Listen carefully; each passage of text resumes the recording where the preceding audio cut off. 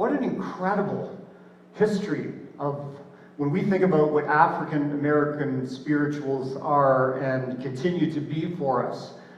And we know that those slave people had so much hope and joy in the message of the gospel. Because that message of the gospel promised them freedom, even though they were a slave people. This idea that there was like a train that they could board and they could ride away from injustice and suffering.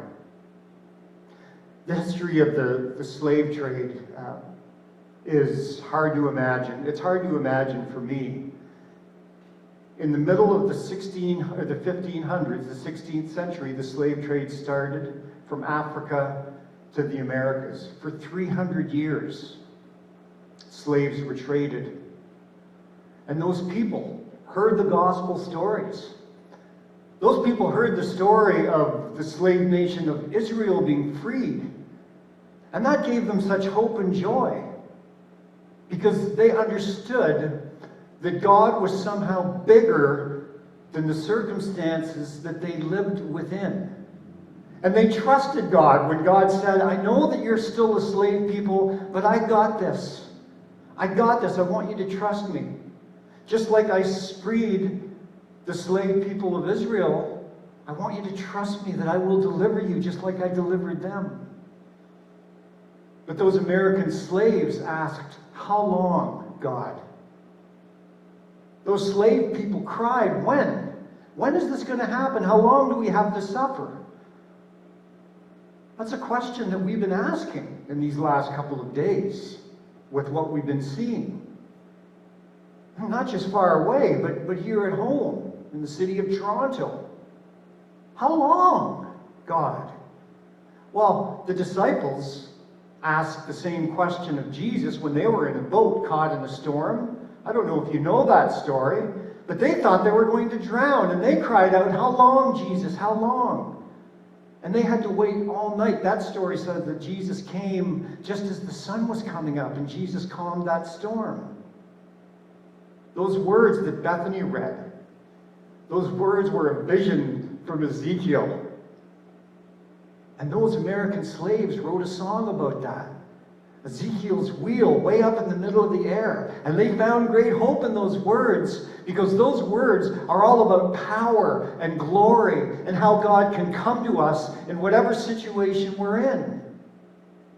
But how long, God, they cried out. The American slaves, I mean, it was over 300 years. And God said to them, did I deliver Israel from Egypt? Did the people make it to the promised land? Did Jesus rise from the dead? I got this, God said to them. I want you to trust me. Now, there are things that God asks us to do. Of course there are. Jesus said the most important thing is that we love each other and that we love our neighbor. Jesus was the light of the world, but then he pointed to his disciples, us, and he said, now I want you to go and be lights of the world. Is it important for us to do things? Of course it is. All through the Hebrew Scriptures and into the New Testament, pursue justice. What does the Lord require of you? Pursue justice. COVID-19, George Floyd, and protests. What should we be doing? We want to know what we should be doing. Because we know that when the disciples loved as Jesus loved, miracles surrounded them.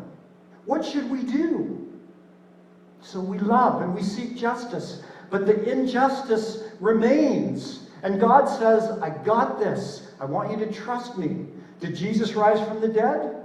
Did Israel find freedom from Egypt? Did they make it to the promised land? Look, I want you to trust me on this. But when? You see, there are things that we can do, but then there are things that only God does. And sometimes we wrestle a little bit with this. Sometimes when we say a prayer, we just want to give it all to God, and oftentimes we just need to get things done ourselves. There are things that we do, but then there are things that only God can do. And I'm not talking a lot about Pentecost Sunday this morning, but Pentecost is all about what God can do. There is a presence of the Holy Spirit. It's a presence that Jesus called the Holy Spirit. And it comes down into our world and into our lives and empowers us and sets us on fire, like Julia said in her talk. That's something that only God can do. It's full of mystery.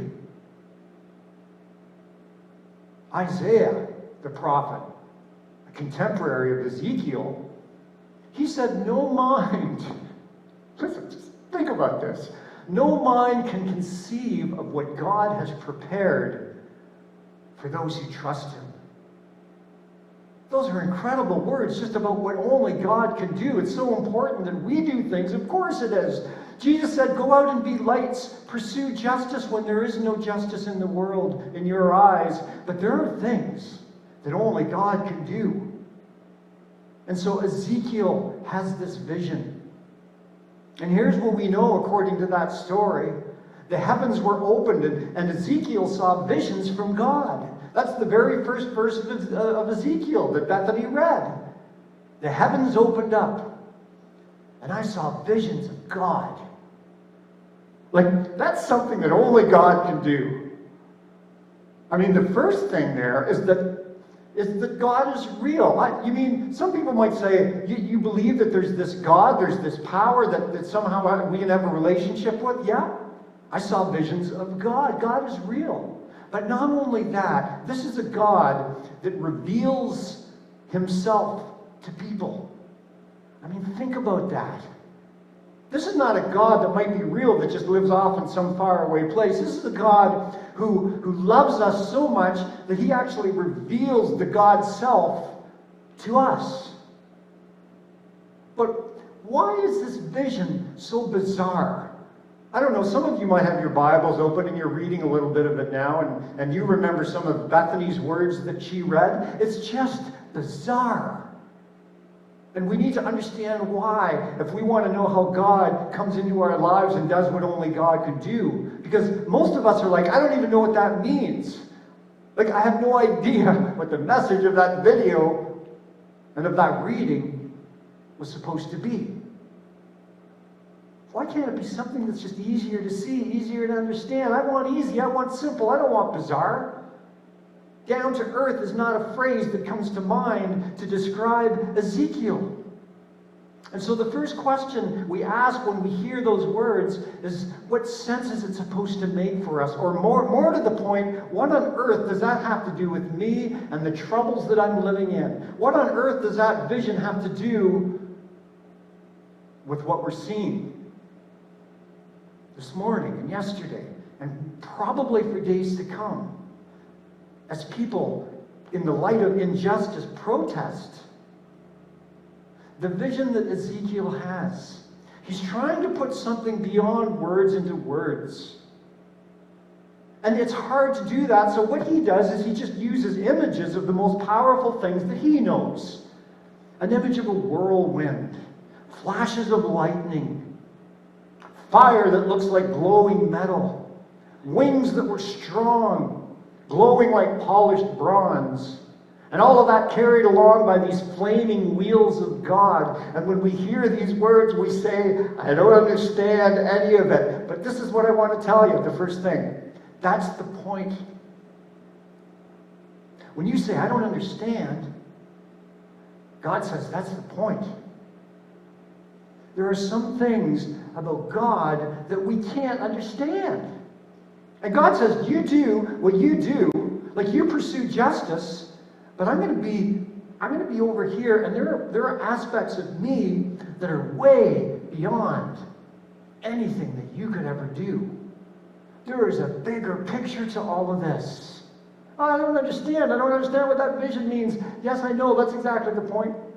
God says to you and to me. Moses on Mount Sinai. I don't know if you know this story. He comes down eventually with 2 tablets, 5 commandments on each tablet. But when he's at the top of that mountain, and he has an experience of God giving him this message, these messages, the 10 commandments, Moses says to God, I want to see your face. I want to know exactly who you are. I want to see all of you. And God says to Moses on the top of that mountain, you can't see me now. You can't see me and live. There are aspects of who I am that are way beyond you. But God said to Moses, look, I just want you to trust me. Because you're going to go down that mountain and you're going to be involved with all kinds of problems with your people. And you need to know, Moses, when I tell you I got this, I mean I got this. Did the slave nation of Israel, were they freed from Egypt? Yeah, I've heard this. Did they make it to the promise? Yeah, we know. Did Jesus rise from the dead? I want you to trust me on this. Because I know around you, it doesn't seem like justice is happening. Paul, in that famous and beautiful love passage in 1 Corinthians 13, Paul says this. I love this so much.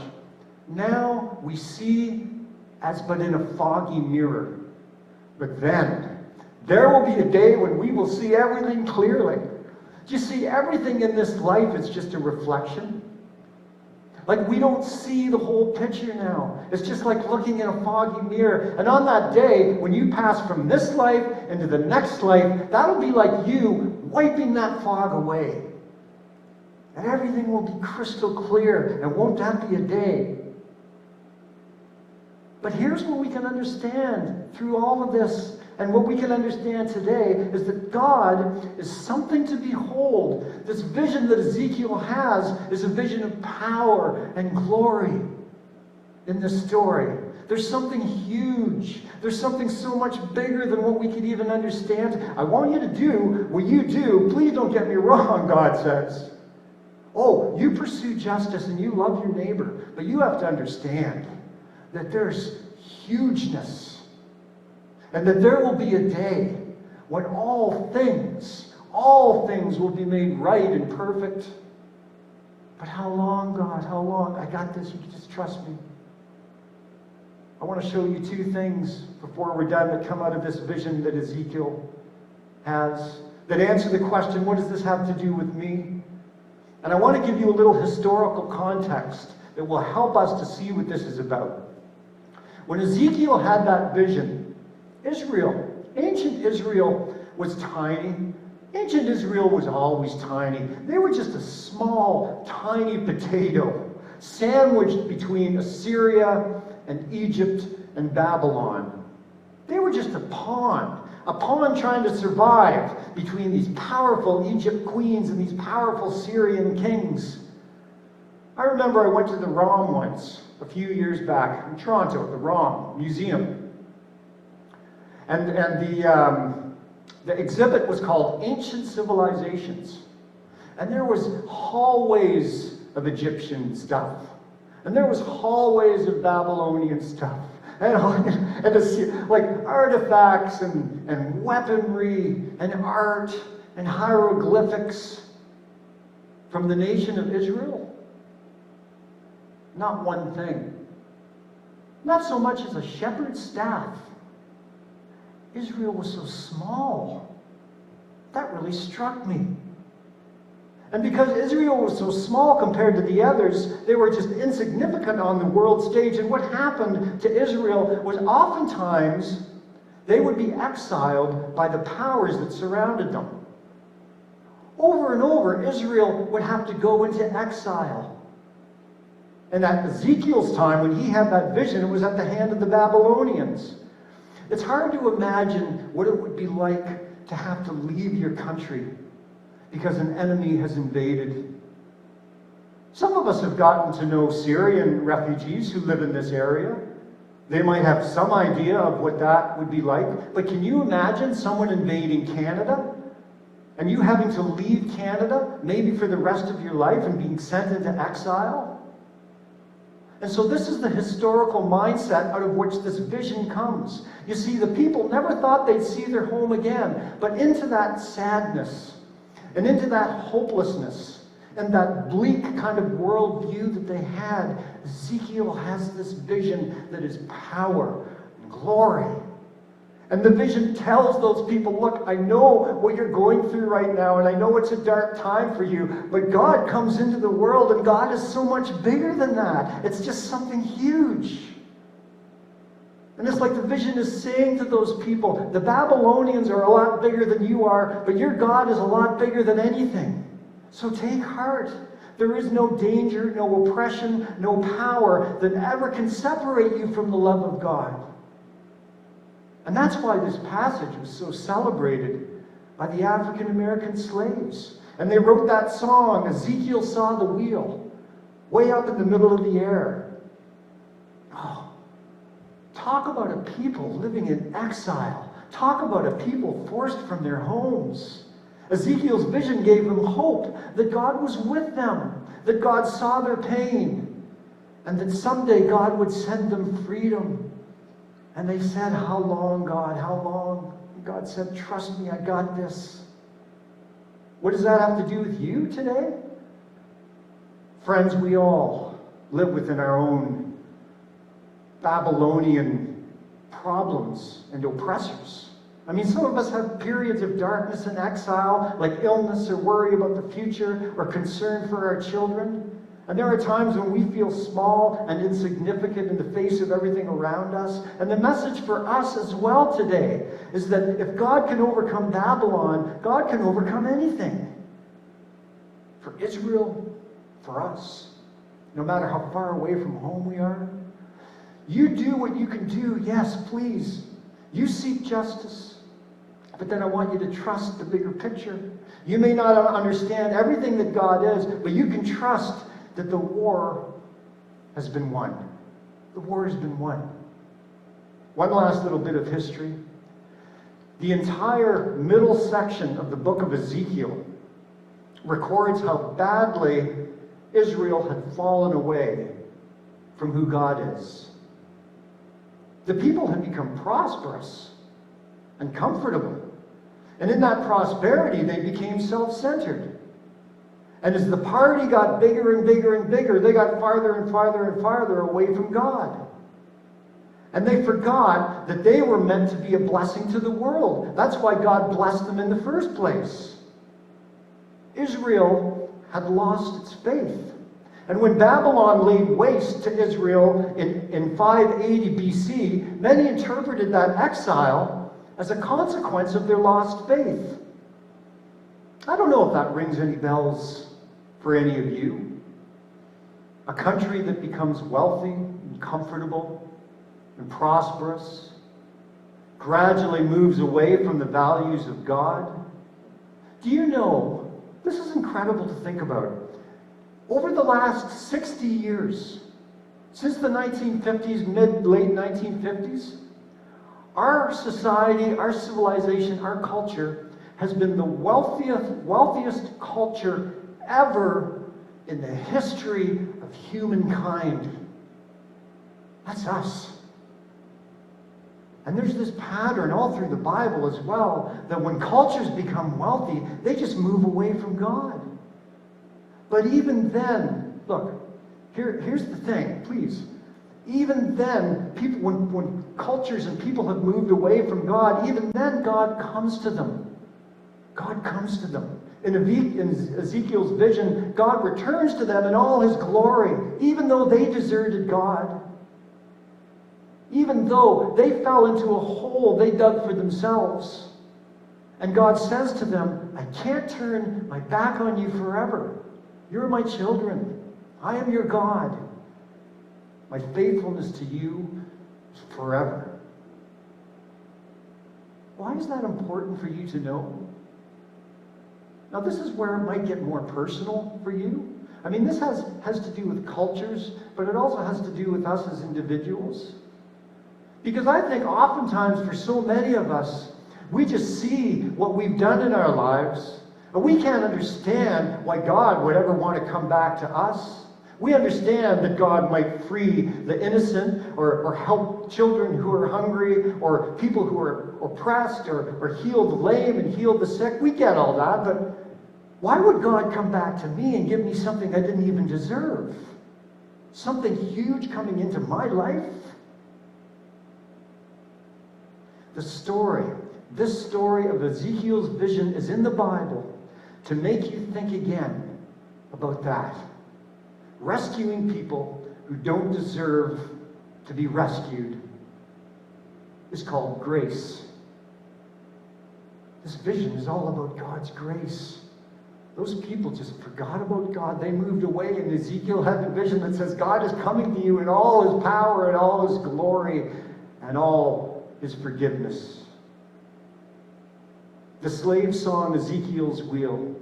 Ezekiel saw the wheel way up in the middle of the air. The line in the chorus of that song that keeps repeating says, "The big wheel is run by the grace of God." There's our faith that sometimes is small and sometimes is weak and sometimes actually disappears. And then there's God's faithfulness to us and God's grace, which can never fade and will never disappear. And this is something that not only God can do, that is, extend grace. Do you know any people that are gracious? Can you think of a gracious person? Someone who's gentle and just doesn't hold grudges. Maybe someone that you've hurt.